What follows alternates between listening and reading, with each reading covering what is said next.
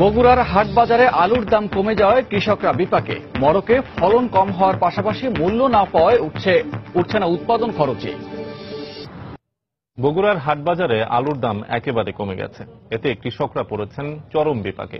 একদিকে মড়কের কারণে কম ফলন, অন্যদিকে দাম কম হওয়ায় উৎপাদন খরচই উঠছে না তাদের। কৃষি সম্প্রসারণ বিভাগের কর্মকর্তারা বলছেন, দাম কমের বিষয়টি সাময়িক।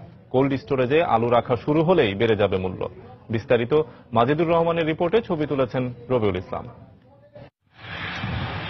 কয়েকদিন আগেও বগুড়ায় আগাম জাতের আলু বিক্রি করে লাভের মুখ দেখছিল এলাকার কৃষক, কিন্তু গত কয়েকদিনের ব্যবধানে আলুর দাম অর্ধেকে নেমেছে।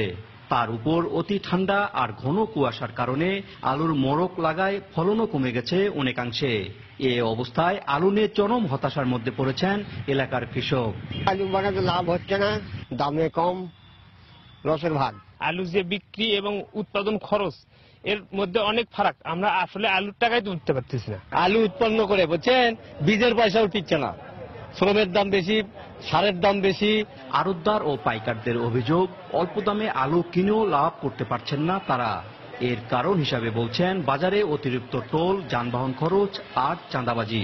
আমাদের লাভ হচ্ছে না, মোকামে বেচে মোকামের দাম কম, মোকামে বেচা লাগে 60 টাকা 6 টাকা কেজি। লস হয়, গাড়ি ভাড়া দেওয়া লাগে, ইটার লেবার, ধোয়া, খাজনা, এলার জন্য এলা খরচাই আমাদের লস।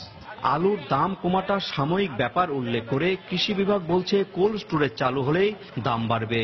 আমাদের এখানে যে কোল্ড স্টোরেজ গুলো এবং আশেপাশে যে কোল্ড স্টোরেজ গুলো আছে, এগুলো যখন চালু হয়ে যাবে তখন আলুর দাম অটোমেটিক্যালি বেড়ে যাবে বলে আমরা মনে করছি। জেলায় এবার 67,200 হেক্টর জমিতে আলু চাষ হয়েছে, আর আলু উৎপাদনের লক্ষ্যমাত্রা নির্ধারণ করা হয়েছে প্রায় 14 লাখ মেট্রিক টন। জেলায় 33টি কোল্ড স্টোরেজে আলু সংরক্ষণের ব্যবস্থা রয়েছে 33,000 মেট্রিক টন। মাজিদুর রহমান, সময় সংবাদ, বগুড়া। চুয়াডাঙ্গায়